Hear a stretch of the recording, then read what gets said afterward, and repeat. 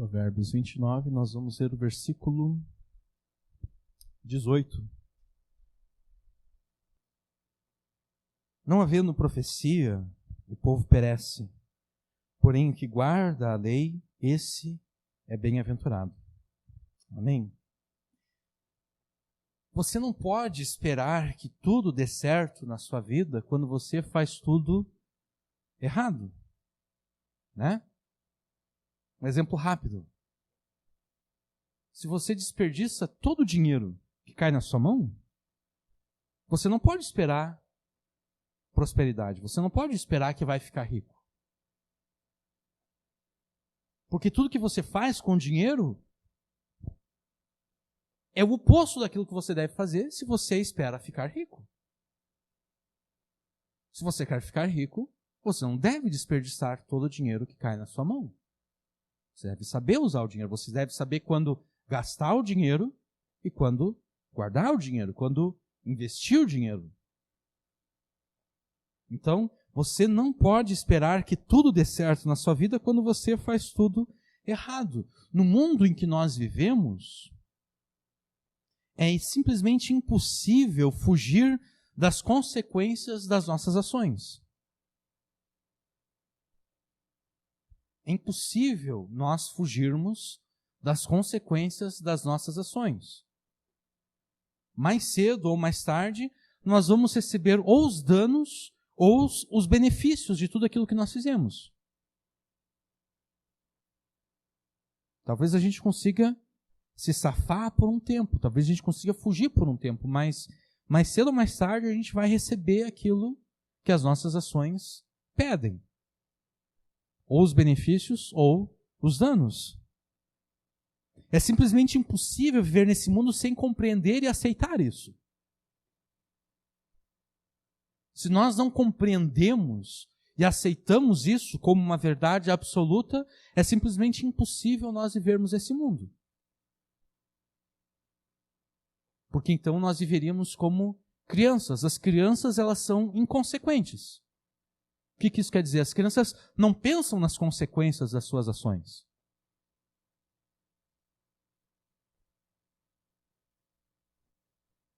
Ela é inconsequente, ela não mede as consequências.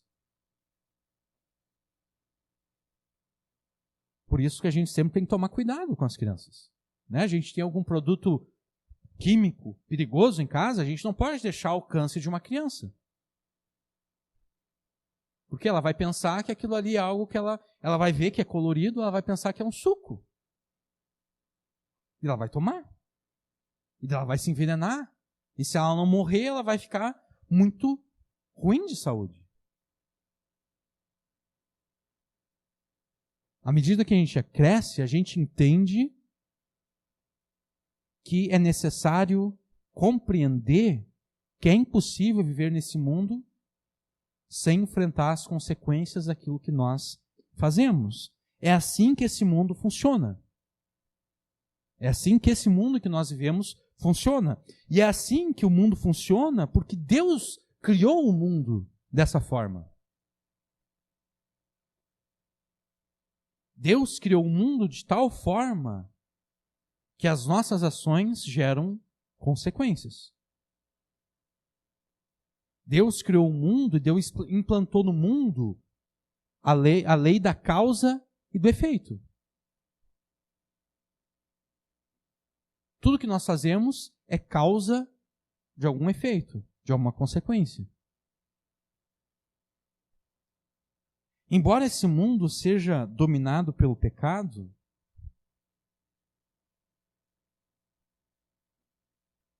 ainda assim, este mundo continua sendo o mundo criado e governado por Deus. O domínio que o pecado exerce neste mundo não é um domínio por direito, mas é, por assim dizer, um domínio parasitário. O domínio de um parasita. Parasita é qualquer ser que não consegue sobreviver por si mesmo. Ele precisa de um hospedeiro para conseguir viver. Dependendo de como nós agimos, nós podemos ter parasitas dentro de nós mesmos. Né? As famosas solitárias, que podem atingir metros e metros de comprimento vivendo no intestino da gente. Por que elas vivem no nosso intestino? Porque elas dependem de nós para sobreviver. Por isso que são chamados de parasitas.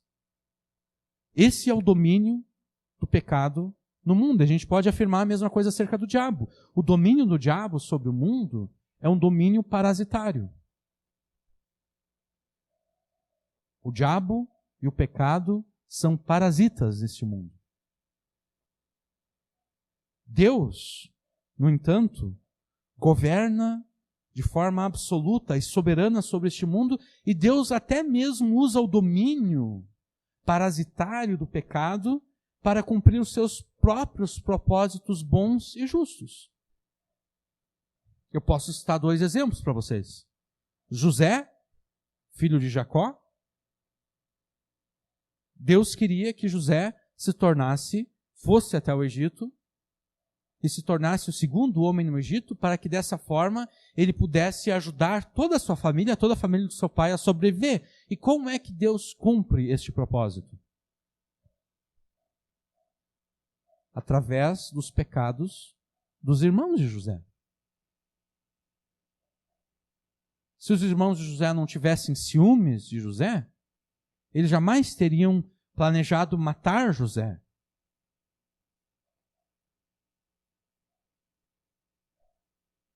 E se eles jamais tivessem planejado matar José, eles jamais depois se arrependeriam pensando, não, matar é muito pesado, vamos vender ele como escravo. E José jamais chegaria no Egito. José jamais interpretaria o sonho de Faraó. José jamais seria colocado como o segundo homem no Egito. E o segundo exemplo é Jesus. Deus queria trazer salvação ao mundo. Deus queria restaurar a criação. Mas para isso, era necessário que o filho dele fosse morto. E como é que isso foi cumprido? Através dos pecados daquela geração de judeus que conviveu com Jesus. Eles rejeitaram Jesus. Eles rejeitaram o Evangelho. E eles crucificaram a Jesus. Se eles tivessem aceitado Jesus, Jesus não seria morto. Jesus não pagaria pelos nossos pecados na cruz. Então, Deus governa de forma soberana sobre o mundo e Deus usa o próprio pecado. Deus usa o próprio parasita chamado pecado e o parasita chamado diabo para cumprir os seus propósitos. E é através de Jesus que Deus vai erradicar o pecado desse mundo, trazendo morte a todos os pecadores que se recusam a se arrepender das suas maldades, e vida eterna de bênção e felicidade a todos aqueles que se arrependem dos seus pecados e passam a obedecer à lei de Deus. É disso que o versículo 18 fala. Não havendo profecia, o povo perece, não havendo profecia, o povo morre. Porém, aquele que guarda a lei, aquele que obedece à lei de Deus, esse é bem-aventurado, esse é feliz, esse é abençoado. Eu não posso esperar receber a bênção de Deus se eu desobedeço à lei de Deus.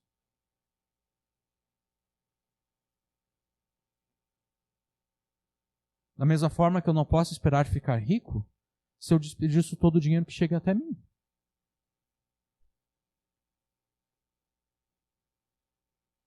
Eu não posso esperar uma vida eterna de bênção e felicidade se em vez de obedecer a Deus, eu desobedeço a lei de Deus, desobedeço aquilo que Ele ordena na sua palavra. Deus criou este mundo de tal modo que a consequência do pecado é a morte eterna no inferno. E a consequência da obediência à sua lei é a bem-aventurança, é a vida eterna, é uma vida de bênção e felicidade. O que você deve fazer, então, para evitar a morte eterna no inferno? Obedecer a Deus. Você deve arrepender-se dos seus pecados, crer em Jesus para receber o perdão dos pecados e então obedecer aos mandamentos de Deus, obedecer à lei de Deus. Isso significa que nesse mundo você jamais vai buscar a bênção de forma contrária àquilo que a lei de Deus ordena. Você quer uma bênção. Isso é bom, isso é agradável, é desejável que nós queremos ser abençoados por Deus. Mas nós nunca vamos perseguir essa bênção de forma contrária àquilo que a lei de Deus nos ordena. Porque se nós fizermos isso, não será a bênção que nós vamos encontrar. Não será a felicidade que nós vamos encontrar, mas a morte.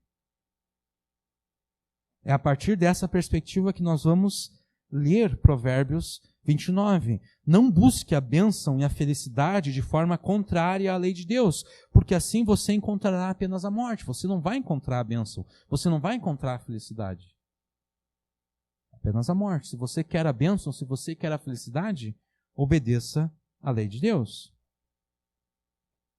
E se a vida eterna de bênçãos e felicidades é recebida através do arrependimento, através da fé em Jesus e da consequência e consequentemente da obediência a Deus, nós não devemos desprezar a graça e a misericórdia de Deus. Por quê?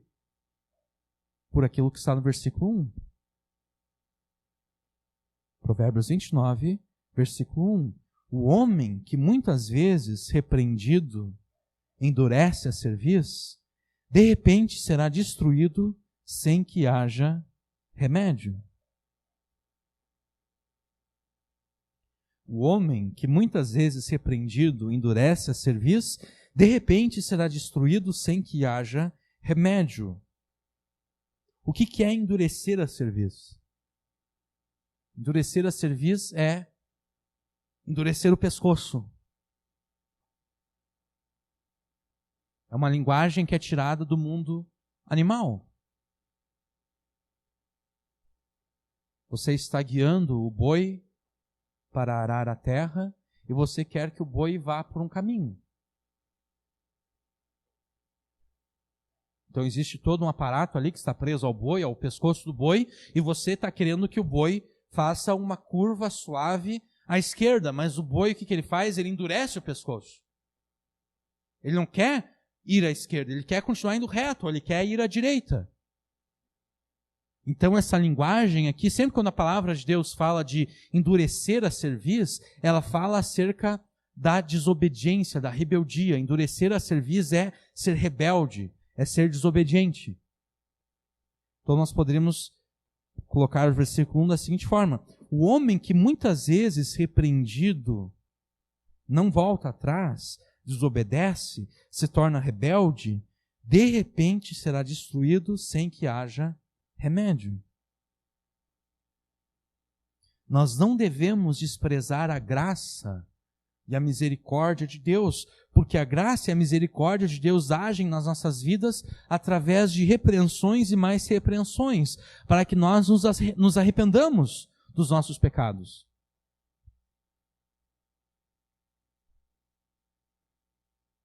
A palavra de Deus diz que é a bondade de Deus que nos conduz ao arrependimento. E a bondade de Deus nos conduz ao arrependimento através de repreensões. Deus nos repreendendo para que nós nos arrependamos.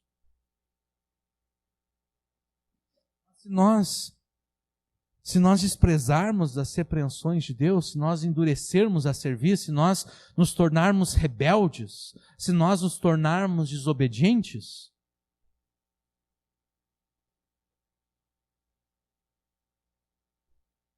se nós nos recusarmos a nos arrepender dos pecados, mais cedo ou mais tarde,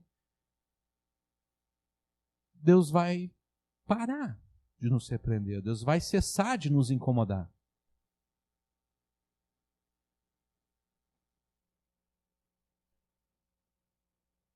E ai de nós, se Deus deixar de nos incomodar.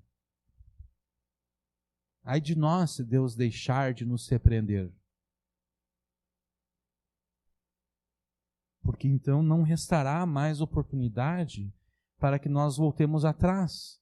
Não restará mais oportunidade para que nós nos arrependamos, para que nós confessemos a Jesus, confessemos os nossos pecados com fé em Jesus e obedecemos a Deus. Não haverá mais oportunidade. A partir do momento que Deus deixa de nos repreender, a partir do momento que Deus deixa de nos incomodar, é tarde demais.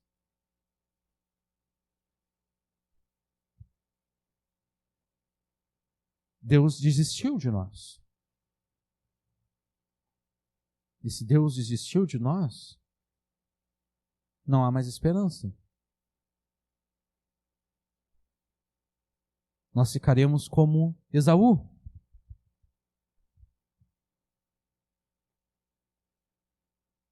Que queria a bênção, queria tanto a bênção que chegou a derramar lágrimas. Mas Esaú desprezou aquilo que Deus havia dado a ele. Deus havia dado a ele a primogenitura.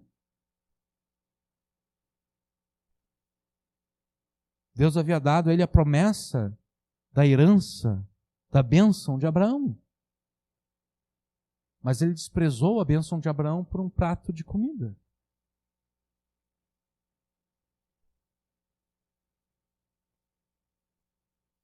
E Deus desistiu de Esaú. E ele ainda assim buscou a bênção com lágrimas. Ele chorou diante de Jacó, seu pai. Jacó, seu pai, desculpe. Isaac, seu pai. Ele disse, o Senhor não tem uma bênção para me dar? Isaac até abençoou Esaú. Mas com uma bênção tão inferior que quase que perto da bênção que Jacó recebeu, a bênção que Esaú recebeu era quase que uma maldição.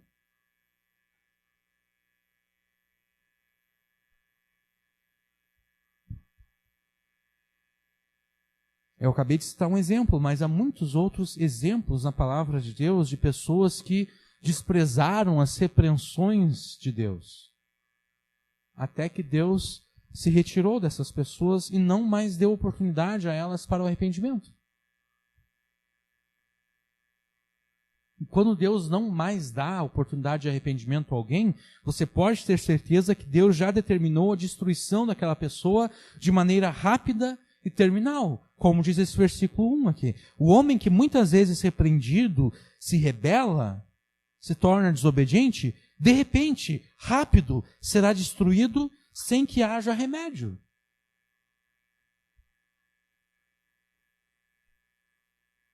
Quando Deus não mais dá oportunidade de arrependimento para alguém, é porque Deus já determinou destruir aquela pessoa de forma rápida e terminal, sem que haja remédio.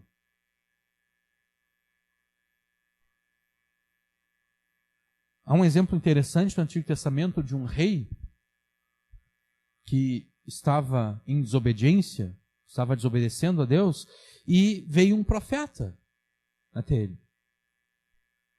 O profeta, como era costume dos profetas, conclamou o rei ao arrependimento. Disse, olha, tu está fazendo errado, Deus te ordena que tu faça aquilo que é certo. Deus está ordenando a ti, como Ele ordena a todos os homens que se arrependam dos seus pecados e façam aquilo que é correto. O rei disse o seguinte, olha, porque tu não profetiza para outro, porque se tu continuar profetizando para mim, eu vou te mandar matar. Eu tenho autoridade para te matar. E daí o profeta falou, bom, eu percebo então que Deus já determinou te matar, porque o profeta falando ao rei, eu percebo que Deus determinou te destruir, porque tu não estás ouvindo a repreensão de Deus. Exatamente isso. Aquele rei ouviu a repreensão de Deus e ele se rebelou. E então o próprio Deus endureceu o coração daquele rei, da mesma forma que séculos antes Deus havia endurecido o coração de Faraó.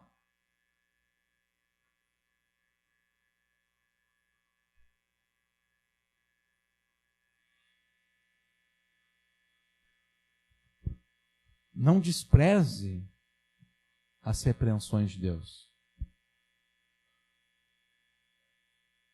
Mas como podemos reconhecer que Deus está nos repreendendo para que nós não desprezemos as repreensões de Deus? Como vocês podem imaginar, a repreensão de Deus nas nossas vidas sempre envolve algum tipo de sofrimento e aflição. Né? Porque que repreensão seria essa se nós nos sentíssemos alegres com a repreensão? Né? Sempre que um pai repreende o seu filho, o filho não fica alegre. Né? A criança não fica alegre de ser xingada, de ser disciplinada. Pelo contrário, a criança fica triste. Porque a repreensão, a disciplina, o xingamento, essas coisas todas nos machucam. Então a repreensão de Deus nas nossas vidas sempre envolve algum tipo de sofrimento, algum tipo de aflição. Isso não quer dizer que sempre que nós estamos enfrentando sofrimentos e aflições, nós estamos sendo repreendidos por Deus. Nós não podemos cair na heresia triunfalista da teologia da prosperidade que afirma que o crente fiel jamais enfrentará sofrimentos e aflições. Não, o crente fiel, ele enfrenta sofrimentos, ele enfrenta aflições, ele sofre neste mundo. A gente não pode cair nesse erro porque José, o filho de Jacó, Jó e tantos outros personagens bíblicos foram fiéis a Deus e ainda assim eles sofreram, eles enfrentaram aflições. Nós não vamos cair neste erro porque não existiu ninguém tão fiel a Deus quanto Jesus. E ainda assim Jesus sofreu, Jesus foi afligido. Então nós não vamos cair na heresia triunfalista que afirma que o crente fiel não sofre, mas para nos assegurarmos de que jamais vamos desprezar a repreensão de Deus, a cada sofrimento, a cada aflição, nós devemos examinar as nossas vidas à luz da palavra de Deus.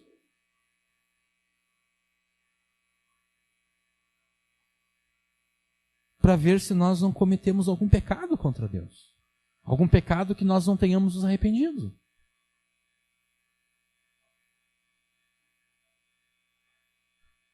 Não é cair no erro de que se a pessoa ficou doente é porque cometeu algum pecado.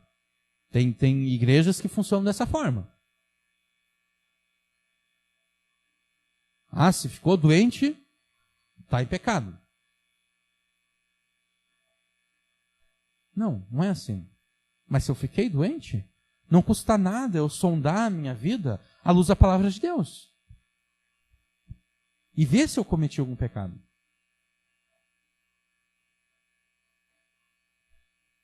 E se nós cometemos algum pecado, nós devemos confessar este pecado a Deus com fé e arrependimento. E confessando este pecado a Deus, nós também devemos confessar este pecado a quem mais tem o direito de ouvir a nossa confissão. Porque talvez nós tenhamos pecado apenas contra Deus, mas talvez nós tenhamos pecado também contra alguém, contra uma pessoa. Então nós devemos confessar a Deus e a quem mais tem o direito de ouvir a nossa confissão e receber de nós a restituição do mal que nós fizemos. Fazendo assim, nós estaremos nos assegurando de que receberemos de Deus a bênção e a felicidade. Porque nós não estaremos desprezando as repreensões de Deus. E assim fazendo, nós não apenas seremos abençoados, mas também seremos causa de bênção para toda a nação. Versículo 2. Quando os justos se engrandecem, quando os justos são engrandecidos, o povo se alegra. Mas quando o ímpio domina, o povo geme, o povo sofre. Se nós não desprezarmos as repreensões de Deus, Não apenas nós seremos abençoados, como também toda a nação. Porque ao vivermos o Evangelho de forma prática, e ao pregarmos o Evangelho, nós estaremos cooperando com Deus na salvação das pessoas. Porque nós devemos pregar o Evangelho e viver o Evangelho.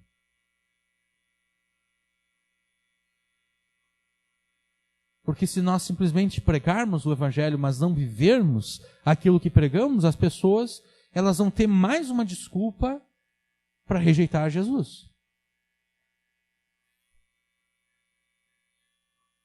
Elas vão dizer, olha só, o que adianta tu estar pregando dessa forma se tu faz tudo errado também? Eu conheço os teus pecados. Eu conheço os teus rolos. Eu sei as coisas erradas que tu faz.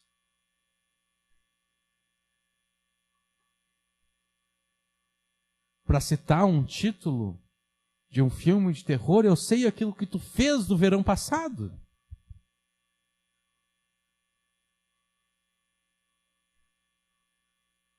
Nós devemos pregar o Evangelho, conclamar as pessoas ao arrependimento, mas nós também devemos viver o Evangelho. Nós devemos nos arrepender. E se nós fizermos isso, nós seremos causa de bênção para a nação.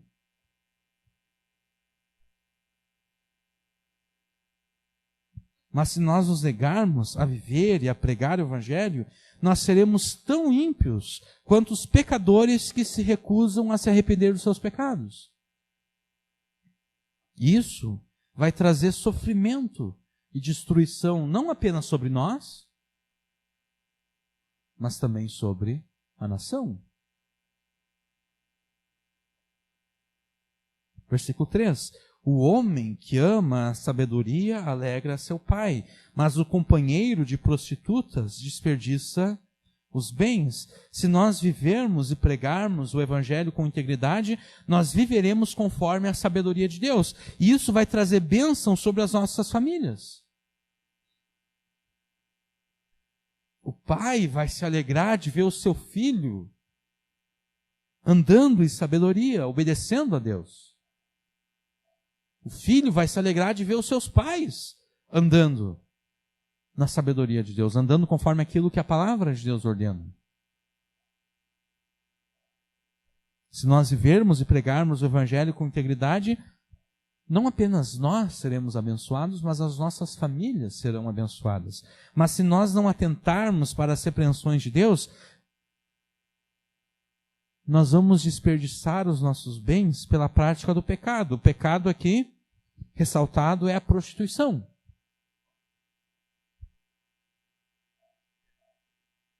Mas não apenas a prostituição, todo e qualquer outro pecado. Nós vamos desperdiçar os nossos bens pensando que algum pecado vai poder nos trazer felicidade.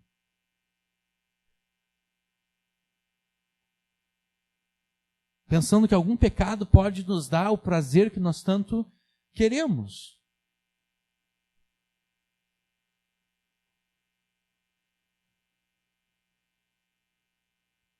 Perceba como sempre que buscamos a bênção e a felicidade de forma contrária à lei de Deus, sempre que nós buscamos a bênção e a felicidade por meio do pecado, isso traz consequências trágicas. Para nós, para as nossas famílias e para a nação como um todo. E isso se aplica à pessoa mais simples até às pessoas mais poderosas da nação. Versículo 4. O rei com juízo sustém a terra, mas o amigo de peitas, o amigo do suborno, transtorna a terra. A autoridade que se porta com justiça, ela traz bênçãos para a sua terra e para o seu povo. Mas a autoridade que usa o suborno, a autoridade que usa a chantagem para comprar apoio político, em vez de bênçãos, ela traz maldições sobre a nação e sobre o povo. Nem o suborno, nem a chantagem e nem qualquer outro pecado podem trazer bênçãos verdadeiras e duradouras. Às vezes, as consequências do pecado se disfarçam de bênçãos. Na verdade, eu diria que na maioria das vezes, as consequências do pecado, elas se disfarçam de bênçãos. Num primeiro momento, elas parecem algo bom. Mas logo depois, elas mostram a sua verdadeira cara. Elas se mostram como maldição, de fato. E aqui a gente pode se enganar. A gente pode pensar que existem pecados que são inocentes demais para trazer maldição. Versículo 5. O homem que lisonjeia o seu próximo arma uma rede aos seus passos. Não existe pecado inocente. Não existe pecado que não traga a maldição como consequência. Mesmo aquele pecado que parece ser o mais inofensivo, como esse. O de lisonjear as pessoas. O de elogiar as pessoas com palavras falsas e hipócritas. Sempre quando a palavra de Deus fala de lisonjear, ela sempre está olhando do ponto de vista pejorativo, do ponto de vista hipócrita, do ponto de vista falso. Quem aqui já recebeu elogios de alguém e depois percebeu que aqueles elogios, na verdade, eram falsos, eram hipócritas? Quem aqui já elogiou alguém com falsidade e hipocrisia? Os elogios falsos e hipócritas são o refúgio dos covardes.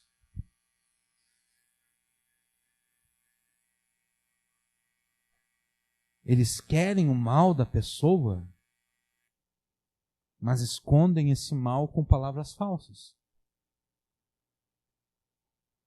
Não faça isso. Não elogie uma pessoa desejando ao mesmo tempo o mal sobre aquela pessoa. Não elogie uma pessoa ao mesmo tempo que você planeja o mal contra aquela pessoa.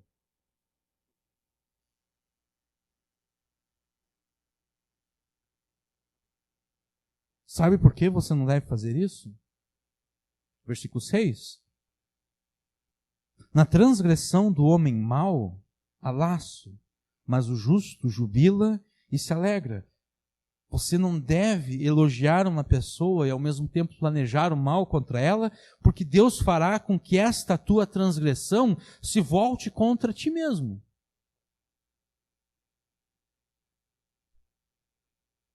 O mal que você planejou virá contra você.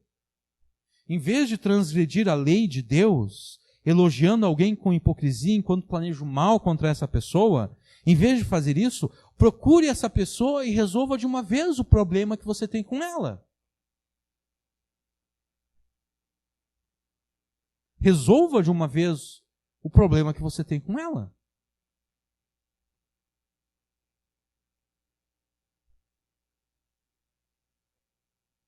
Mas não fique nessa falsidade de encontrar a pessoa, dar 3 beijinhos nela, dar um sorrisinho hipócrita, falso, e falar palavras agradáveis a ela, mas depois você fica desejando o mal contra ela, ou até mesmo planejando o mal contra ela.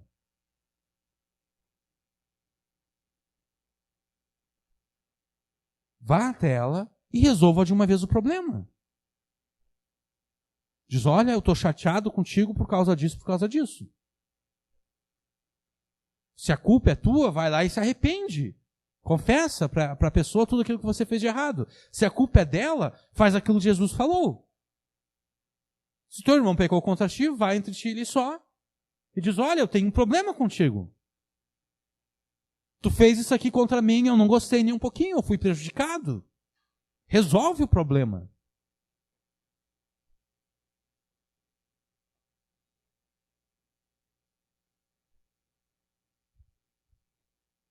O Filho de Deus, ele é proativo em tudo aquilo que ele faz. O Filho de Deus não é reativo. O Filho de Deus não deve reagir a uma circunstância.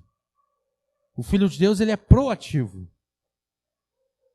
O Filho de Deus não espera, se ele tem um problema com alguém, o Filho de Deus não deve esperar a que esse alguém vir até ele para resolver o problema. O Filho de Deus deve ir até a pessoa e resolver o problema.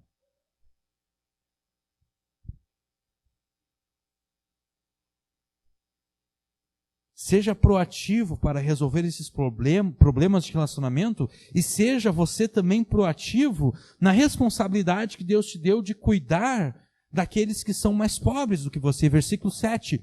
O justo se informa da causa dos pobres, mas o ímpio nem sequer toma conhecimento. Não fique à espera do pobre vir até você para pedir ajuda a você. O justo se informa da causa dos pobres. O justo sabe que aqueles que têm menos do que ele estão passando necessidade. Então ele vai lá e vai se informar quais são as necessidades. E dentro das possibilidades dele, ele vai ajudar essas pessoas.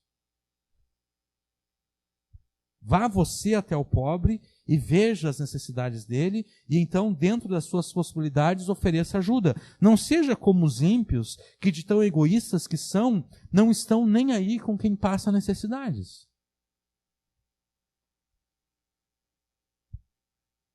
Versículo 8. Os homens escarnecedores alvoroçam a cidade, mas os sábios desviam a ira. Os ímpios egoístas são os mesmos que, com suas palavras falsas, criam confusão e alvoroçam a cidade e a nação. Não se junte a eles. Não pense que você vai conseguir abençoar a nação por meio do pecado, trazendo confusão e alvoroço. Tudo o que a confusão e alvoroço conquistam é a maldição. Seja você um filho de Deus sábio. Haja com sabedoria. Apazigue a todos com a pregação do Evangelho. É o Evangelho que traz paz.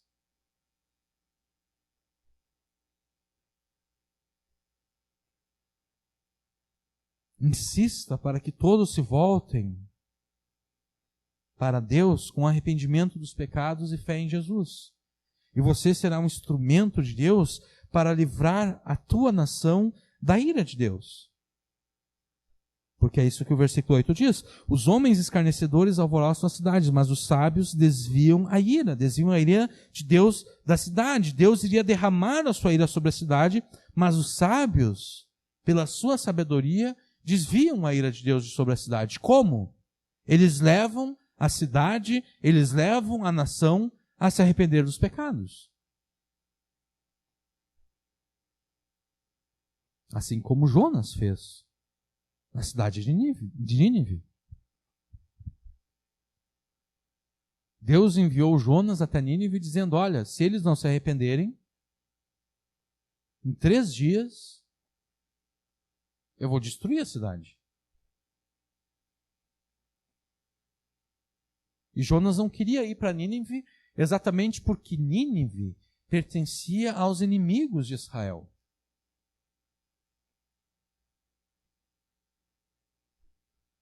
E Jonas sabia que se ele chegasse lá e pregasse e os ninivitas se arrependessem, Deus iria desviar a sua ira da cidade.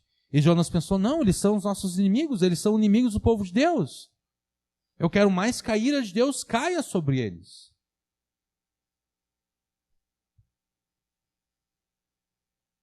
Então Jonas foge, a gente conhece a história, ele é lançado no mar porque Deus manda tempestade lá, e daí a baleia engole ele tudo, e daí depois de 3 dias e 3 noites na baleia, ele ora a Deus, Deus dá uma segunda chance para ele vai até Nínive e daí ele prega.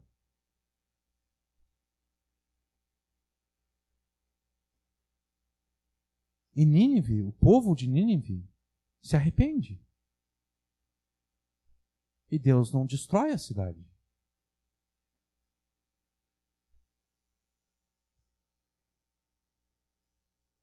Os sábios desviam a ira de Deus. Por quê? Porque eles pregam. Eles pregam o evangelho, eles pregam o arrependimento.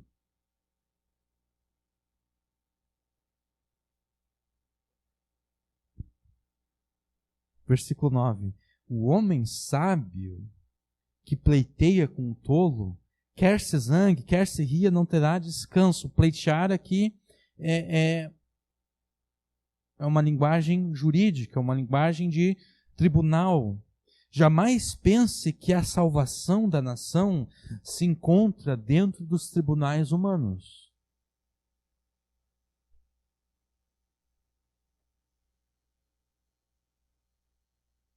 Jamais pense que a salvação da nação se encontre nos tribunais humanos. Então não gaste a tua energia e a tua esperança neles.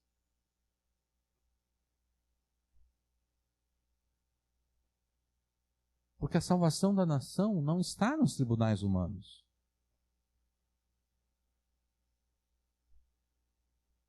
A salvação do Brasil não está em ter um ministro do STF que seja terrivelmente evangélico. Não é isso que vai salvar o Brasil.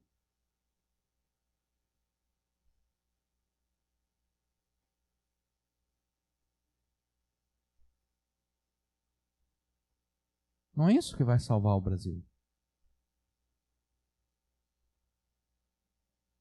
Não tem nenhum problema. Mas se toda a minha esperança está nos tribunais humanos, eu vou ficar muito triste se o Davi Alcolumbre não fizer a sabatina, que tem que ser feita lá no Senado, para ser aprovado o ministro tal.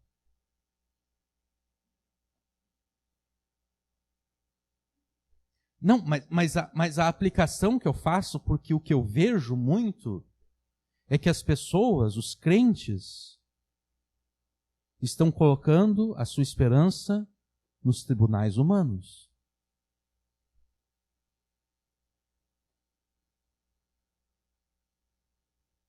Não gaste a sua energia com isso. Porque não foi para isso que Deus te chamou.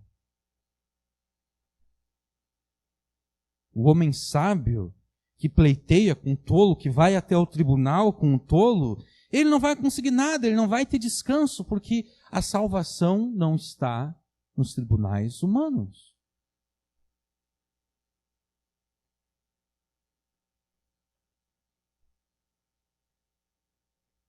Se a salvação não está nos tribunais humanos, não gaste a tua energia com isso. Não te indigne com isso ou com aquilo, porque a salvação não está ali.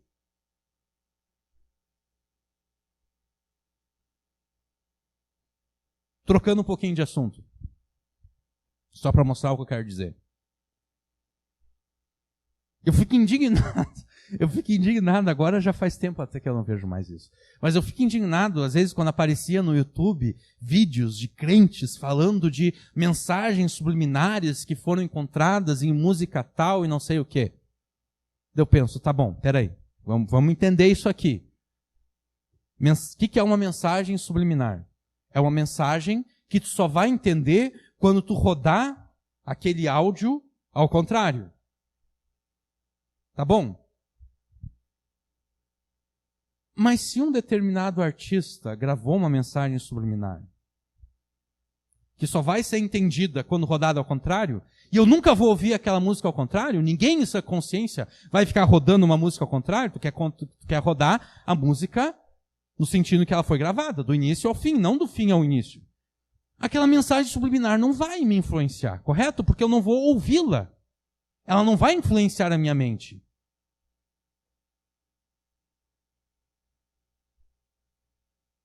Para que eu vou gastar a minha energia procurando mensagem subliminar, rodando música ao contrário, se ninguém em sã consciência vai ouvir uma música ao contrário para ser influenciado por aquela mensagem subliminar? Eu devo gastar a minha energia pesquisando a palavra de Deus para entender melhor o Evangelho, para pregar o Evangelho melhor, porque a salvação da nação não está em descobrir onde estão as mensagens subliminares.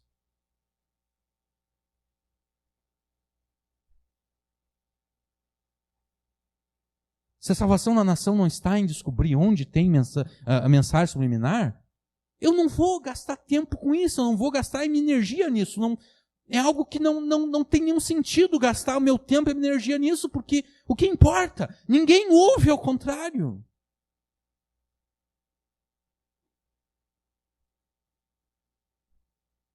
Então, se a salvação não está nos tribunais humanos, para que você vai se importar? Para que você vai ficar indignado?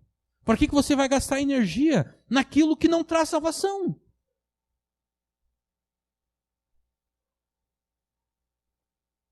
Gaste a tua energia na pregação do Evangelho.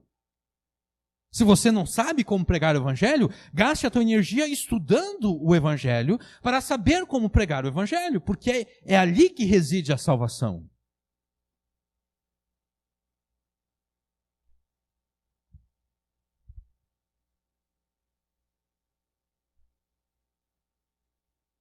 Você quer salvar o Brasil? Não coloque a tua esperança nos tribunais humanos. Não coloque a tua esperança em juízes e ex-juízes. Não coloque a tua esperança em ministros terrivelmente evangélicos. Não. Coloque a tua esperança em Jesus. Coloque a tua esperança no Evangelho. Pregue o Evangelho. Porque essa é a salvação da nação. Fora do Evangelho não há salvação. Fora de Jesus não há salvação. Fora da obediência à lei de Deus não há bênção.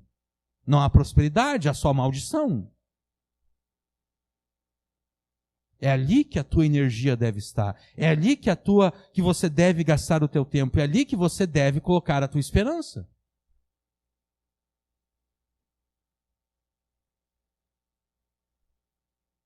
Versículo 10. Os homens sanguinários odeiam ao sincero, mas os justos procuram o seu bem, procuram o bem dos sinceros. Enquanto os violentos fazem de tudo para destruir aqueles que são íntegros, você deve procurar o bem daqueles que obedecem a Deus com integridade. E como você deve buscar a bênção e a felicidade sempre de acordo com a lei de Deus, jamais permita que a ira tome o teu coração a ponto de você querer vingar-se de quem te fez o mal. Versículo 11. O tolo revela todo o seu pensamento, mas o sábio o guarda até o fim. Revelar o pensamento aqui tem o sentido de demonstrar os seus pensamentos iracundos, demonstrar toda a sua ira. Mas o sábio, ele guarda a sua ira até o fim. O sábio não revela a sua ira. O sábio até mesmo fica irado. Mas ele não demonstra para ninguém que ele ficou irado. O tolo se ira e todo mundo fica sabendo que ele está irado. Por quê? Porque ele grita com todo mundo, ele xinga todo mundo. Mas o sábio não. O sábio fica irado, mas ele guarda a sua ira para si mesmo. Os pecadores se iram, ficam irados e brigam com todo mundo. Mas o Filho de Deus deve aprender a irar-se sem pecar. Controlando a ira e direcionando a sua ira de forma correta. Nós temos que entender que a ira em si mesmo, a ira em si mesma, ela não é um pecado. Não é pecado ficar irado. Porque Deus é o Deus que se ira todos os dias. E Deus não pode cometer pecado algum. A ira de Deus é a resposta de Deus diante de todas as coisas erradas que são praticadas no mundo, que Ele criou e que Ele governa. Ao nos criar segundo a sua imagem e semelhança para sermos os gerentes desse mundo, porque essa é a posição da humanidade de acordo com a criação de Deus. Deus criou o mundo para que o homem dominasse sobre a criação. Como o objetivo de Deus a nos criar foi para que nós governássemos a criação, Deus nos dotou com a capacidade para a ira. A ira é um dom de Deus para nós. Assim como Deus se ira, nós também nos iramos. E a ira é um dom de Deus. Deus nos deu a ira para que quando nós víssemos alguma injustiça, nós tivéssemos a energia para pôr um fim naquela injustiça e restabelecer aquilo que é correto, aquilo que é justo. Ocorre que quando Adão pecou, este dom de Deus para nós, a ira, ela também foi contaminada pelo pecado. E a nossa ira se tornou uma ira injusta, uma ira egocêntrica, uma ira vingativa. Em vez de nós usarmos a energia que a ira nos dá para desfazermos as injustiças, nós usamos a ira para vingar o nosso ego ferido. Deus nos deu a ira para que nós resolvêssemos os problemas. Mas nós usamos a ira para nos vingarmos.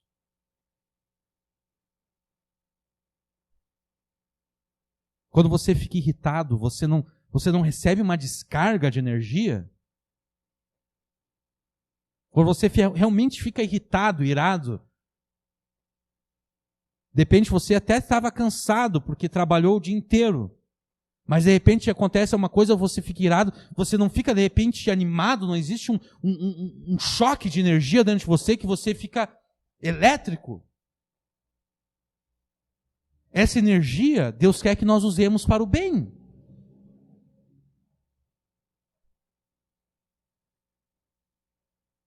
A ira é uma descarga de energia emocional que Deus nos deu para que nós resolvemos os problemas. Não para que nós nos vinguemos. É por isso que Paulo escreveu, irai-vos. Irai-vos, sim, irai-vos. Fiquem com ira, Paulo escreveu. Assim como Deus se ira, vocês também devem se irar. Vocês também devem ficar irados. Mas não pequeis.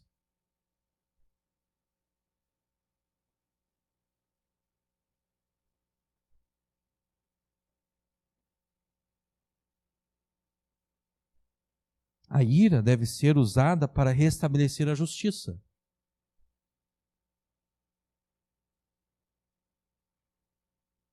Assim como Deus faz. Então não use a ira para vingar-se a si mesmo.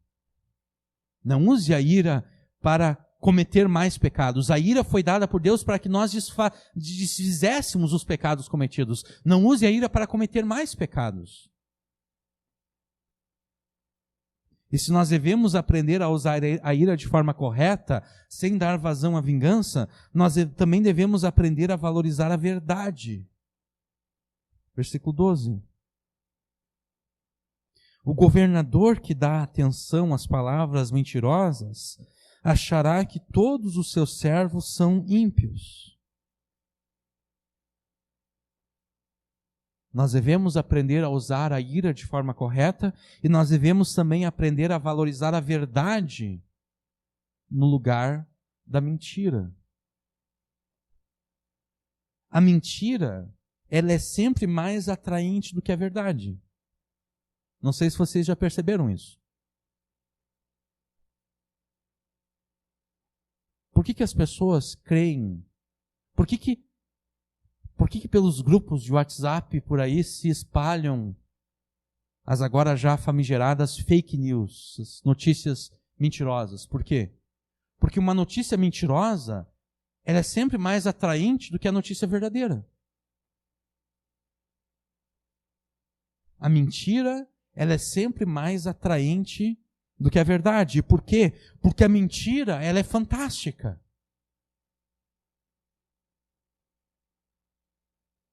A mentira é fantástica. Né? As famosas histórias de pescador. Eu peguei um peixe desse tamanho. É muito mais interessante o pescador pegar um peixe desse tamanho do que pegar um peixinho assim, né? Um peixinho assim, como diriam os antigos, não dá nem para encher o buraco do dente. É? Oi? Sim, uns 10 dá, mas um peixinho desse tamanho, né? Não tem graça. Agora, se o cara pega um peixe desse tamanho, é mais interessante. A mentira é sempre mais interessante. A mentira sempre é mais fantasiosa do que a verdade.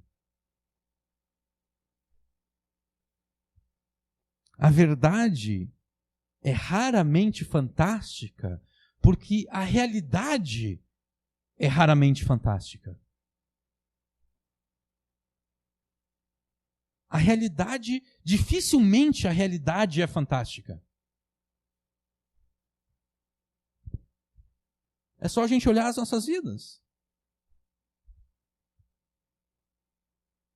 Com qual frequência coisas fantásticas acontecem conosco?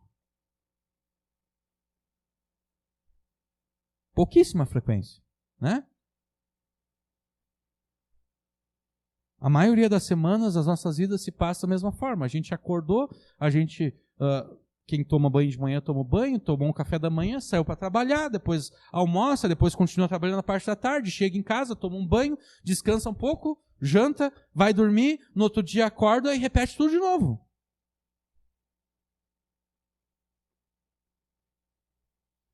São poucas as vezes em que o nosso dia é interrompido por alguma coisa fantástica. Então a realidade raramente é fantástica e por isso mesmo a verdade raramente é fantástica.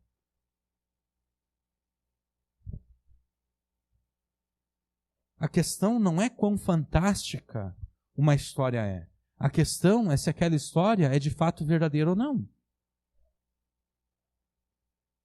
Jesus disse que nós devemos ser simples. Mas ser simples é muito diferente de ser simplório. Porque Jesus também disse que nós devemos ser prudentes. Simplória é a pessoa que acredita em qualquer coisa.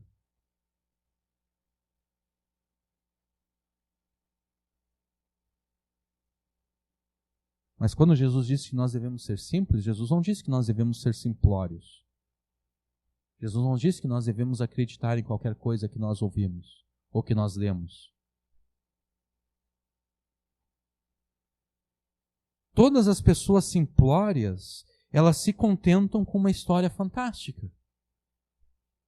Mas os filhos de Deus não devem fazer o mesmo. Os filhos de Deus devem ser sábios e prudentes. Eles devem ser capazes de enxergar todas as mentiras e todas as contradições da história fantástica que ele ouve e não se contentar até ter encontrado a verdade.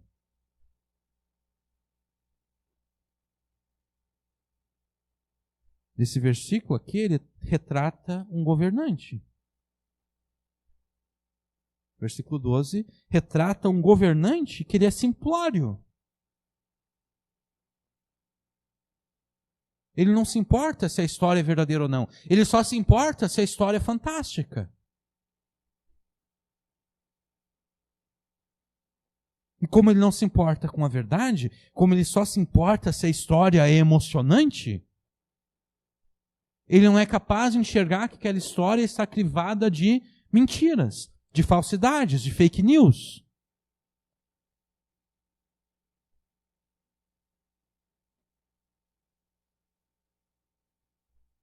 Ele dá crédito a todas as histórias que ouve, exatamente porque as histórias que ele ouve são histórias fantásticas. E, consequentemente, ele se tornou paranoico. Ele acha que todos os seus servos são ímpios.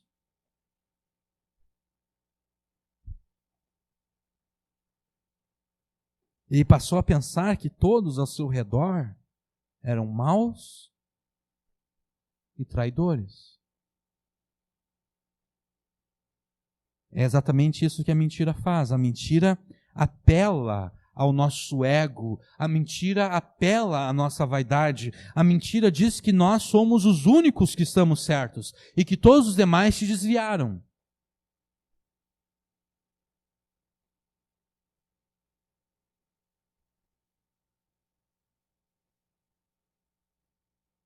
Não permita que a mentira te engane tão facilmente assim. Não seja simplório. Não se contente em ouvir uma história fantástica. Use a sabedoria de Deus para penetrar essa história fantástica e enxergar nela todas as mentiras e todas as contradições. E não se contente até você de fato ter encontrado a verdade.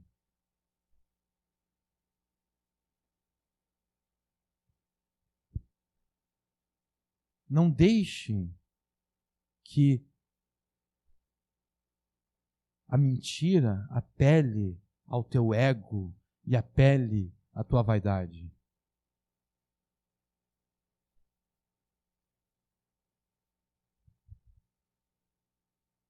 Julgue todas as coisas de acordo com a sabedoria de Deus. Seja simples, mas não simplório.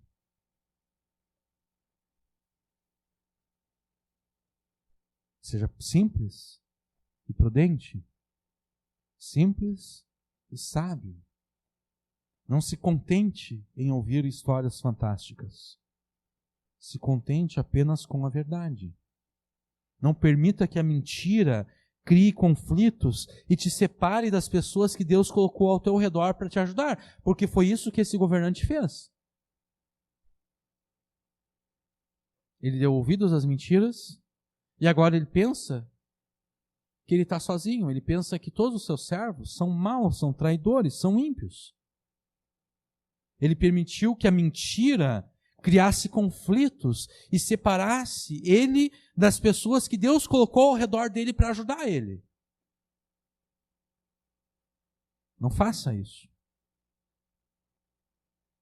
Não permita que a mentira te separe das pessoas que Deus colocou ao teu redor para te ajudar.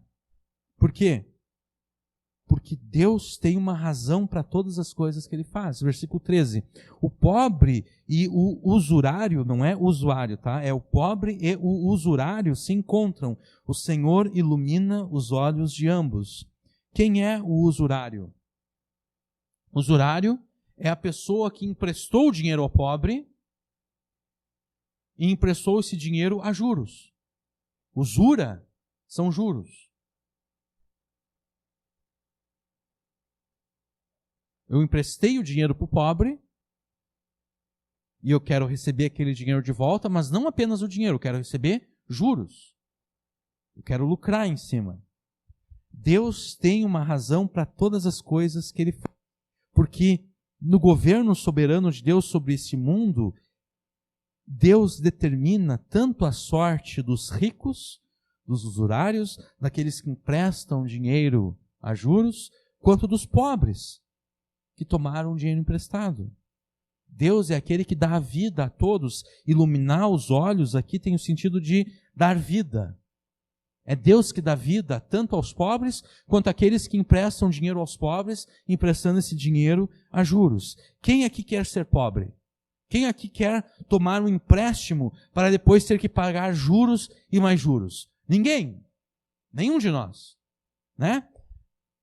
Mas Deus tem um propósito tanto para o pobre, que pelas suas circunstâncias teve que tomar um empréstimo, como também para a pessoa que emprestou o dinheiro ao pobre para receber dele juros. Deus tem um propósito para ambos. Se Deus tem um propósito para todos, voltando agora ao versículo anterior, não permita que a mentira coloque uma divisão entre você e as pessoas que Deus colocou ao teu redor. Porque Deus colocou essas pessoas ao teu redor para um propósito.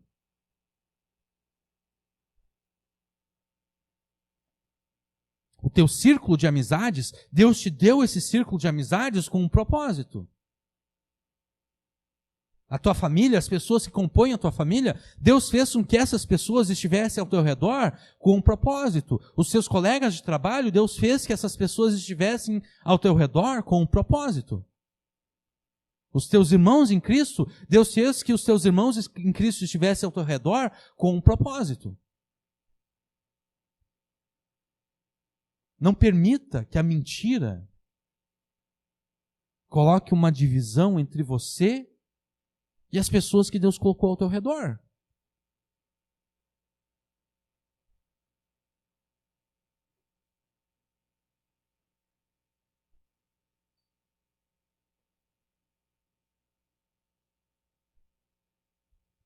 Porque então você estará lutando contra o propósito de Deus. Você vai se tornar igual aquele governador do versículo 12.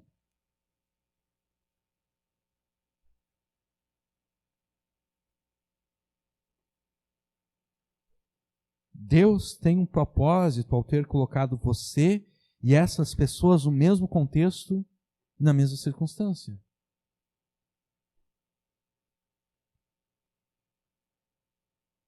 Então, em vez de dar ouvidos às mentiras que causam divisão, julgue todas as coisas pela verdade. Versículo 14.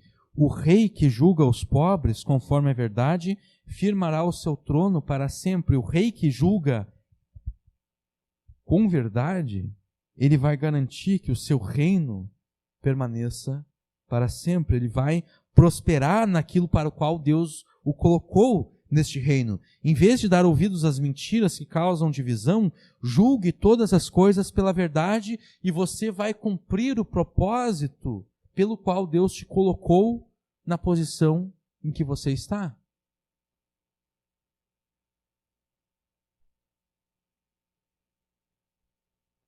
E como você deve julgar todas as coisas pela verdade, você também deve julgar o comportamento dos seus filhos pela verdade. Versículo 15. A vara e a repreensão dão sabedoria, mas a criança entregue a si mesma envergonha a sua mãe. Você deve julgar o comportamento dos teus filhos pela verdade. Você deve usar a vara para disciplinar os seus filhos. Você deve repreender os seus filhos todas as vezes que eles merecerem serem repreendidos. Todas as vezes que eles merecerem serem disciplinados. Você deve disciplinar e repreender os seus filhos quantas vezes forem necessárias, para que eles aprendam também a julgar todas as coisas pela verdade. Para que eles aprendam a fazer todas as coisas conforme a lei de Deus.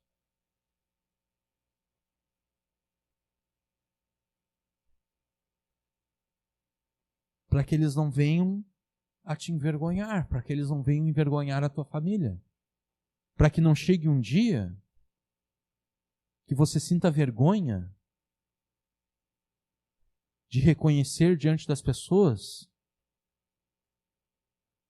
que aquele rapaz, que aquela moça, que aquele homem, que aquela mulher são teus filhos. Porque eu acho que não pode haver coisa mais triste do que um pai, do que uma mãe se sentir envergonhado de reconhecer o seu filho. Né?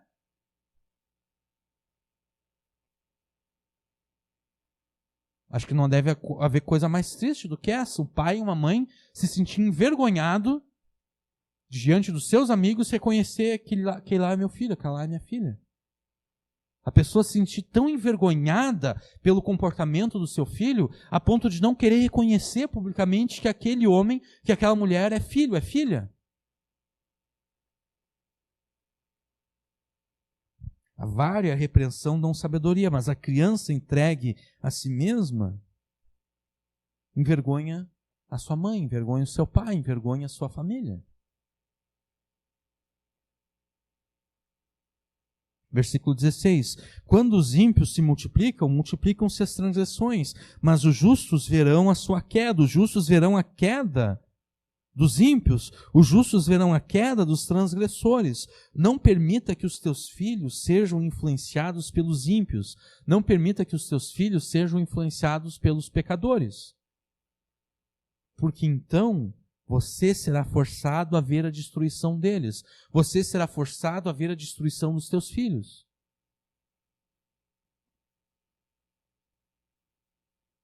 Acabamos de achar algo mais triste do que um pai e uma mãe se envergonhar dos seus filhos. É um pai e uma mãe serem obrigados a verem os seus filhos a serem destruídos, porque eles se juntaram aos ímpios, porque eles se juntaram aos pecadores, aos transgressores.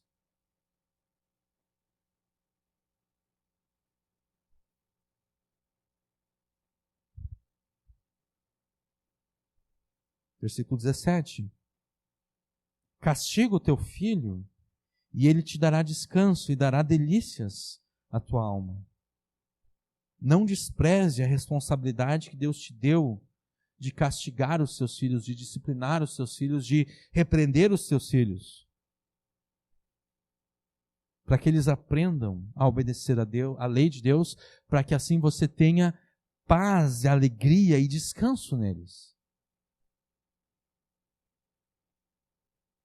Versículo 18.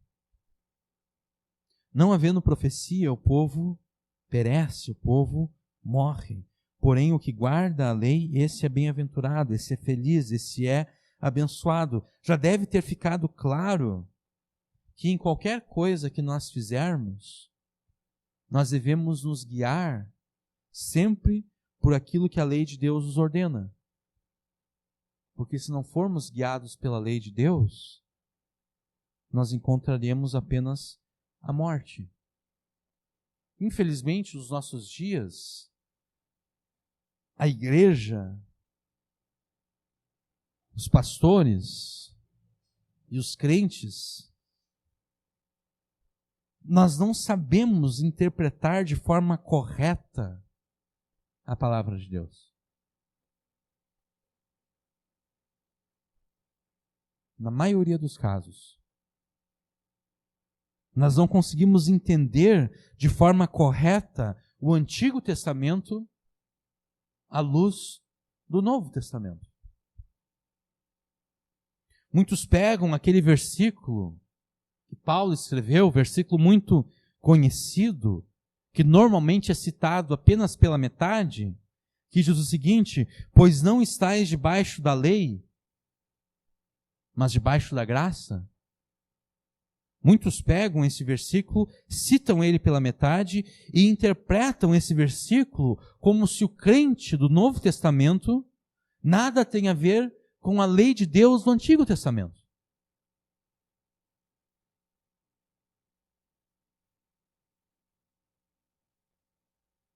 Mas não é isso que Paulo quis dizer quando ele escreveu: porque não estáis debaixo da lei, mas debaixo da graça.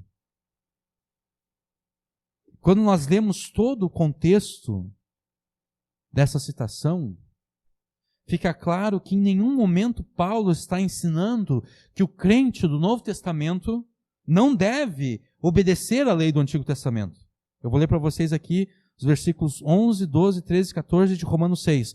Assim também considerai-vos mortos para o pecado, mas vivos para Deus em Cristo Jesus. Portanto, não reine o pecado nos vossos corpos, a fim de obedecerdes aos seus desejos. Tampouco apresenteis os membros do vosso corpo ao pecado como instrumentos do mal, mas apresentai-vos a Deus como vivificados entre os mortos, e apresentai os membros do vosso corpo a Deus como instrumentos de justiça. Versículo 14 agora. Pois o pecado não terá domínio sobre vós, pois não estáis debaixo da lei, mas debaixo da graça. Todo esse contexto nos informa que o fato de Deus nos salvar pela graça, ou seja, o fato de Deus nos salvar sem levar em consideração as nossas boas obras de obediência à lei de Deus, tudo isso não significa que nós recebemos de Deus a permissão para pecar.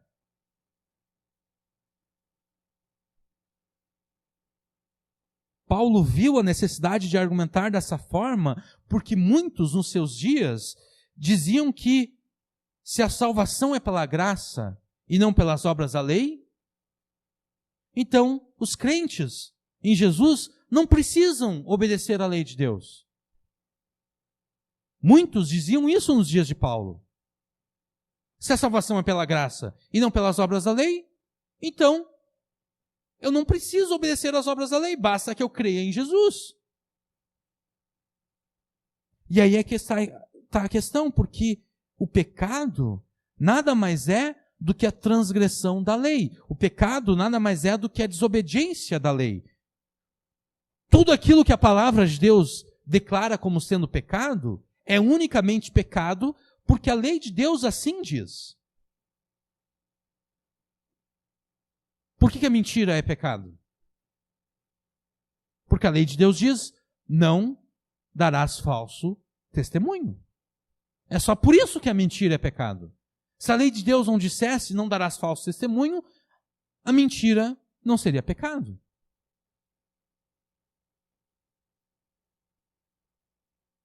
Por que o adultério e todos os outros tipos de pecados sexuais são pecados?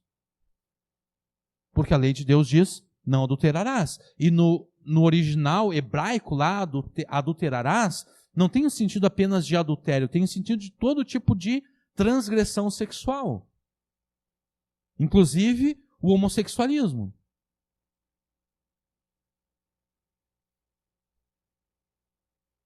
Todos os pecados sexuais são pecados sexuais unicamente porque a lei de Deus afirma que esses comportamentos são pecados. Se a lei de Deus não afirmasse isso, eles não seriam pecados. Logo, se a preocupação de Paulo em Romanos 6 é nos mostrar que a salvação pela graça não significa que Deus está nos dando a permissão para nós pecarmos, e sendo que todo e qualquer pecado é a transgressão e a desobediência da lei de Deus, nós concluímos necessariamente que quando Paulo escreveu, pois não estáis debaixo da lei, mas debaixo da graça, ele não estava afirmando que os crentes do Novo Testamento não estão obrigados a obedecer à lei de Deus. Repetindo, o que quer que não estáis debaixo da lei, mas debaixo da graça signifique, o que quer que isso signifique, isso não pode significar que os crentes do Novo Testamento não estão obrigados por Deus a obedecer à lei de Deus no Antigo Testamento.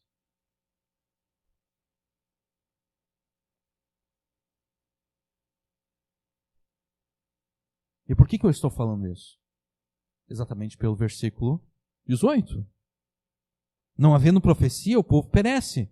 Porém, o que guarda a lei, qual lei? A lei de Deus. O Pentateuco, os 5 primeiros livros do Antigo Testamento. Aquele que obedece à lei de Deus, esse é bem-aventurado. Esse é feliz. Esse é abençoado.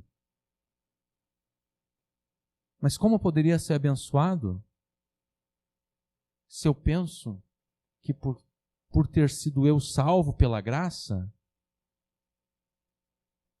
eu recebi de Deus uma desculpa, uma licença para desobedecer à lei de Deus? Em outras palavras, uma licença para pecar, porque desobedecer à lei de Deus é sinônimo de cometer pecado.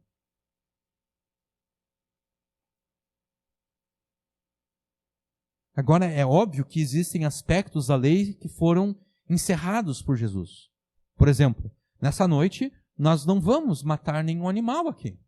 Né? Nós não vamos sacrificar nenhum animal.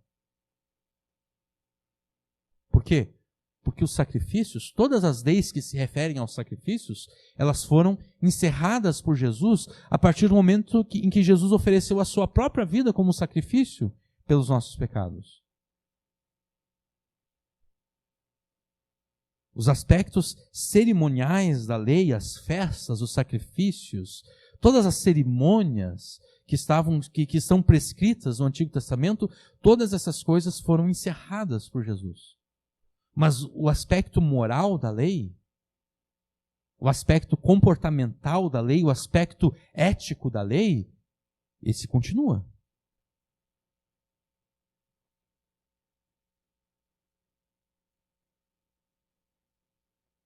o aspecto civil da lei, aquela parte da lei que regula a vida de Israel lá naquela época, há 3, 4 mil anos atrás,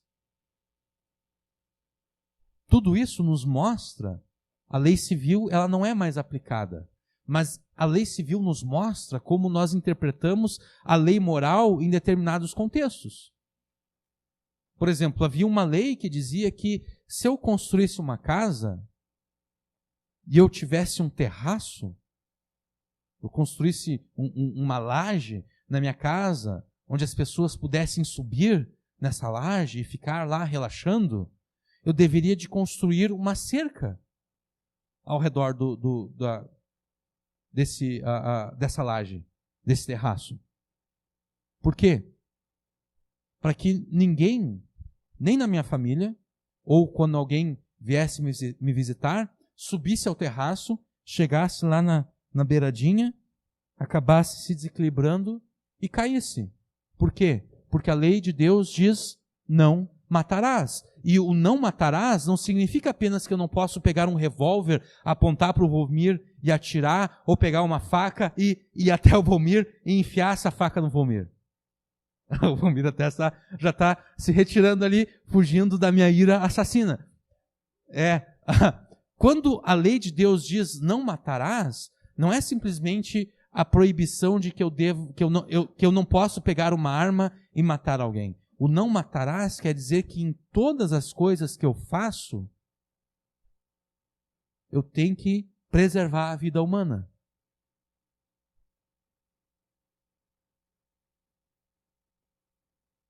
Isso quer dizer que se eu sei que o meu carro está com problema no freio, antes de sair passeando por aí, arriscar dar um acidente e matar pessoas, eu devo levar o meu carro no mecânico para que ele resolva o problema do freio no carro.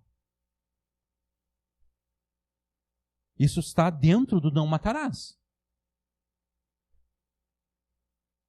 Quer dizer, essa lei civil que diz que eu tenho que construir um parapeito, uma cerca ao redor do terraço da minha casa para que ninguém caia lá embaixo e se machuque e morra, isso me mostra como eu interpreto não matarás. A maioria de nós, creio eu, não tem um parapeito na sua casa, ou melhor, não tem um terraço na sua casa onde as pessoas vão subir, mas talvez nós tenhamos uma piscina. E se nós temos uma piscina e talvez nós tenhamos crianças pequenas, o que isso quer dizer? Quer dizer que eu devo talvez colocar um cercado ao redor da piscina, algum tipo de proteção, para que a criança pequena não se descuide, caia dentro da piscina, se afogue e morra. Não matarás.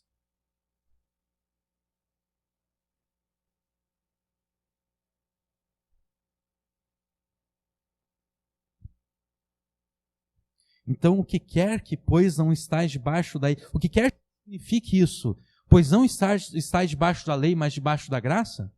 O que quer que isso signifique, quer que essa frase signifique, ela não pode significar que o crente do Novo Testamento não tem a obrigação de obedecer à lei do Antigo Testamento.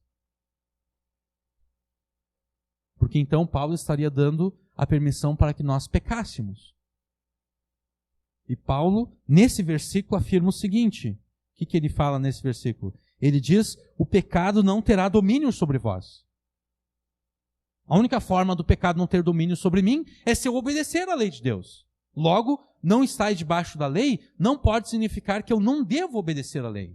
Nós não vamos ver agora o que significa, pois, não estar debaixo da lei. Porque nós não estamos pregando em Romanos, nós estamos pregando em Provérbios.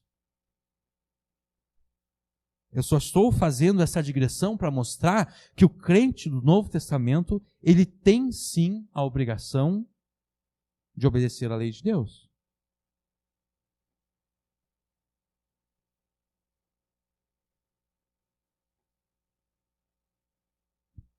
E eu vou um pouquinho além do que isso. Quando Jesus, lá em Mateus 28, diz que ele recebeu todo o poder nos céus e na terra, que nós devemos ir por todo o mundo pregando o Evangelho a todas as nações, discipulando a todas as nações, ensinando as nações a fazerem tudo aquilo que ele ordenou.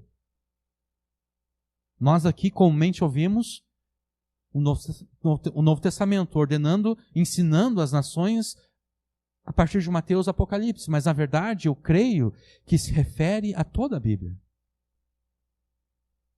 Porque Jesus, sendo Deus, Jesus estava no Monte Sinai quando a lei de Deus foi entregue a Moisés. A lei de Deus são as coisas que Jesus ordenou. O que Jesus ordenou não se limita àquilo que ele falou no seu ministério terreno. O que Jesus ensinou se estende a toda a palavra de Deus, de Gênesis a Apocalipse.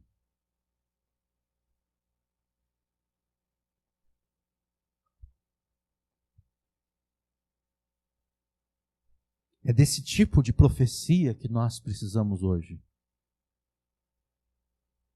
Porque é disso que o versículo 18 trata. Não havendo profecia, o povo perece. É desse tipo de profecia que nós precisamos hoje, conforme o versículo 18. Nós não precisamos tanto de profecias preditivas, profecias que predizem o futuro. Não que nós devemos desprezar as profecias, mas não é tanto dessas profecias que nós precisamos. Nós precisamos de uma pregação profética que nos traga de volta a palavra de Deus.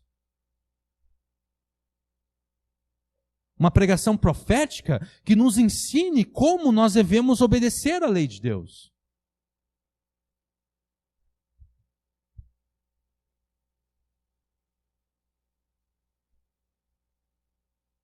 Essa é a razão pela qual a igreja no Brasil e no mundo se encontra no caos em que está.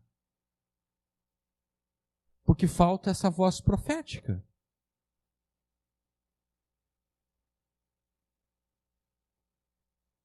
Falta essa voz profética que nos ensina como nós devemos obedecer à lei de Deus, como nós devemos aplicar a lei de Deus às nossas vidas, em todas as áreas da vida.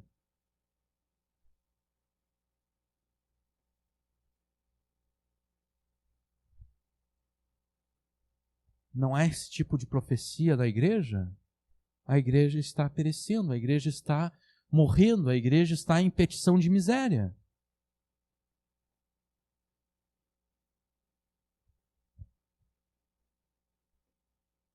Devemos aprender a interpretar a palavra de Deus e interpretar a palavra de Deus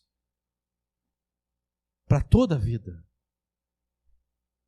Para todas as áreas da vida, em todas as áreas da vida. Nós devemos saber como aplicar a palavra de Deus em todas as áreas da vida para que nós, de fato, obedeçamos à lei de Deus.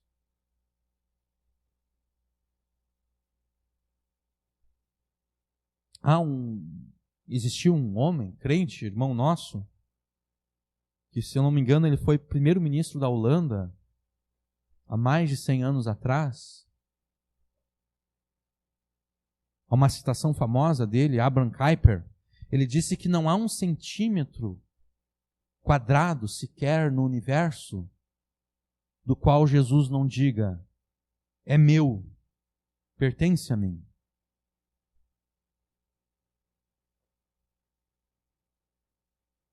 Porque quando Jesus disse: todo o poder me foi dado nos céus e na terra, Jesus estava dizendo que ele recebeu toda a autoridade em todos os aspectos da existência deste universo e da existência humana neste universo.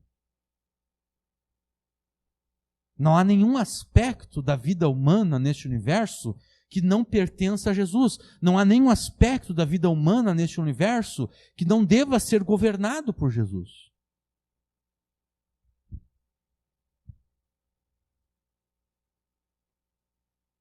Jesus está reinando nos céus até que todos os seus inimigos sejam colocados debaixo dos seus pés, ensina 1 Coríntios 15. E quando é que todos os inimigos de Jesus serão colocados debaixo dos seus pés? Quando todos os aspectos da existência humana neste universo forem governados por Jesus. Quando não existir mais nenhum centímetro quadrado neste universo que se recuse a dobrar o seu joelho a Jesus e a confessá-lo como Senhor.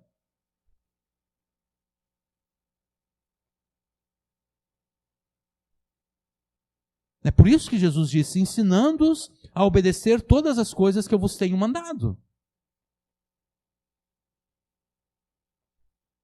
É necessário que todos dobrem os seus joelhos e confessem a Jesus como Senhor. É necessário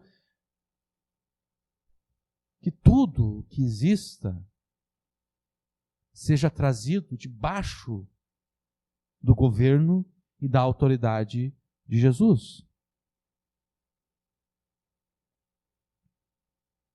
Quando finalmente aprendermos a obedecer à lei de Deus em todas as áreas da vida, aí sim nós encontraremos bênçãos e felicidades que se estenderão deste mundo para a eternidade, mas até lá nós vamos encontrar apenas a morte. Enquanto nós tivermos pregações que citam aquele versículo de Paulo apenas pela metade, para dizer que o crente do Novo Testamento não tem obrigação de guardar a lei de Deus do Antigo Testamento, haverá apenas morte, haverá apenas confusão e caos no meio do povo de Deus.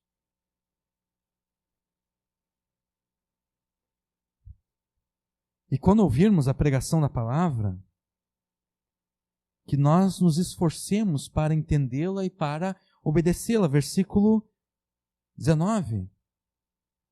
O servo não se emendará com palavras, porque ainda que entenda, todavia não atenderá. Ele até entende, mas ele não atende, ele não obedece. Nós não devemos ser como esse servo aqui, desobediente.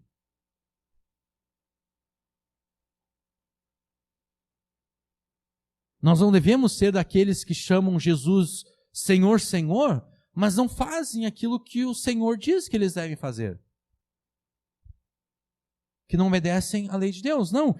Quando nós ouvirmos a pregação da palavra, que nós nos esforcemos para entendê-la e para obedecê-la. Que nós não sejamos servos desobedientes, porque os servos desobedientes sofrerão o dano da sua desobediência. Versículo 20. Tens visto um homem precipitado no falar? Maior esperança há para um tolo do que para ele. Que a palavra de Deus nos ensine a moderar as nossas palavras e a abandonarmos a tolice para assumirmos a sabedoria de Deus, para praticarmos a sabedoria de Deus. Versículo 21.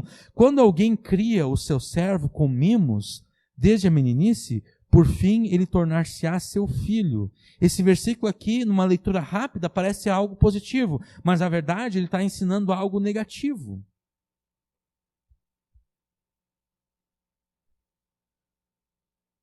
Se um senhor mima o seu servo, desde a sua meninice, ele vai ter que repartir a sua herança entre os seus filhos e aquele servo que ele mimou desde pequeno, porque aquele servo vai se tornar como o seu filho. Quando você pregar o evangelho aos incrédulos, pregue com misericórdia, pregue com graça, mas jamais desfaça o escândalo do evangelho, porque se você modificar o evangelho para tornar o evangelho mais aceitável, você estará como que mimando os pecadores. E você não quer mimar os pecadores, da mesma forma que você não quer que os seus filhos se tornem mimados. Porque nada pior do que uma criança mimada, né? Porque uma criança mimada se torna uma criança chata, né? Não existe coisa mais chata do que uma criança mimada, uma criança que quando não recebe aquilo que ela quer, ela começa a chorar e reclamar e faz aquelas coisas chatas que as crianças mimadas fazem. Você não quer mimar os pecadores. Você não deve querer mimar os pecadores, porque então você vai criar um tipo de crente chato, um tipo de crente que nem crente é. Porque não existe crente mimado.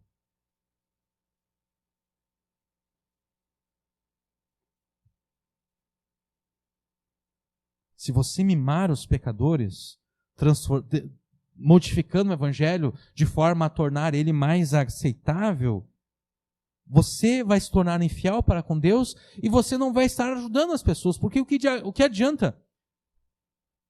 O que adianta você tornar o evangelho mais aceitável se esse evangelho mais aceitável não tem o poder de salvar?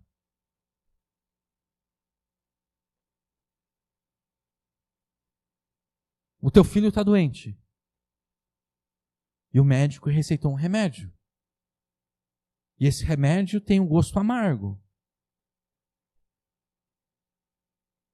E o teu filho não quer tomar o remédio, porque o remédio tem um gosto amargo, é ruim, não é gostoso de tomar. Aí o que você faz? Eu vou tornar o remédio mais agradável. eu vou, em vez de dar o remédio, eu vou dar uma coisa que o meu filho gosta de tomar. Que bom, ele tomou. Mas e daí? Ele não tomou o remédio. Você conseguiu fazer o teu filho aceitar aquilo que você estava dando para ele, mas aquilo ali não vai ajudar o teu filho em nada, não tem o poder de curar ele da doença que o aflige. Da mesma forma, se você modifica o evangelho para que ele se torne mais aceitável, do que adianta? Esse evangelho modificado não tem o poder de salvar ninguém. Então, se você mimar os pecadores, você vai estar se tornando infiel para com Deus e você não vai estar ajudando ninguém. Você vai se tornar infiel para com Deus de graça, porque você não vai estar ajudando aquela pessoa em nada, porque ela não vai ser salva se ela crer nesse evangelho mais aceitável. Versículo 22. O homem iracundo aqui é aquele que se ira, mas ele não usa a ira de forma justa, ele não usa a ira para resolver o problema. Ele usa a ira para se vingar. O homem iracundo levanta contendas e o furioso multiplica as transgressões. Refreia a tua ira. Não use a tua ira para fazer o mal, não use a tua ira para pecar. Não levante contendas, não fique furioso e não tente encontrar algum consolo no pecado. Versículo 23. A soberba do homem o abaterá, mas a honra o sustentará, ou melhor, a honra sustentará o humilde de espírito. Em vez de usar o teu orgulho ferido como desculpa para pecar e destruir a si mesmo, se humilhe diante de Deus, reconhecendo os teus pecados, e Deus vai te abençoar. Versículo 24. O que tem parte com o ladrão odeia a sua própria alma. Ouve maldições e não denuncia. Não seja cúmplice daqueles que roubam. Não seja cúmplice daqueles que pecam. Porque você então vai estar destruindo a si mesmo. Não seja cúmplice. Não destrua a si mesmo. Versículo 25. O temor do homem armará laços, mas o que confia no Senhor será posto em alto retiro. Em vez de fazer armadilhas para aqueles que querem o teu mal, confie em Deus, obedeça à lei de Deus e o próprio Deus vai te proteger do mal. Versículo 26. Muitos buscam o favor do poderoso, mas o juízo de cada um vem do Senhor. Não tente comprar o favor dos poderosos. Confie em Deus e obedeça, e Deus vai fazer justiça. Versículo 27. Abominação é para os justos o homem iníquo, mas abominação é para o iníquo os de reto, ou o de retos caminhos. Não se junte aos pecadores, porque os pecadores abominam a todos aqueles que obedecem à lei de Deus. Junte-se aos justos e passe a abominar o pecado, tanto em ti como nos outros. Abomine o pecado em ti, arrependendo-se dos teus pecados, e abomine ao pecado nos outros, pregando a eles o evangelho, conclamando eles ao arrependimento. Você não pode esperar que dê tudo certo na tua vida se você faz tudo errado. Você não pode esperar ficar rico se você desperdiça todo o dinheiro que chega à tua mão. Não espere receber a bênção de Deus se você desobedece à lei de Deus. Se você desobedece à lei de Deus, você jamais receberá a bênção de Deus. Se você desobedece à lei de Deus, você jamais será bem-aventurado. Todos aqueles que desobedecem a Deus receberão de Deus a morte. A morte aqui e a morte eterna no inferno. Você quer a bênção de Deus? Eu imagino que sim. Porque quem de nós seria louco o suficiente para dizer, não, eu não quero a bênção de Deus, eu quero a maldição de Deus. Não, todos nós queremos a bênção de Deus. Você quer uma vida eterna de felicidade? Eu também creio que você responderá com um sim a essa pergunta, porque ninguém de sua consciência diria, não, eu não quero uma vida eterna de felicidade, eu quero uma morte eterna de sofrimentos. Nenhum de nós diria isso. Então, se você quer a bênção de Deus, se você quer uma vida eterna de felicidades, não busque a bênção e a felicidade de forma contrária à lei de Deus. Não desobedeça à lei de Deus. Porque se você desobedecer à lei de Deus, você não encontrará a bênção, você não encontrará a felicidade, você encontrará apenas a morte. Obedeça à lei de Deus e você receberá de Deus a bênção e a felicidade eterna. Amém.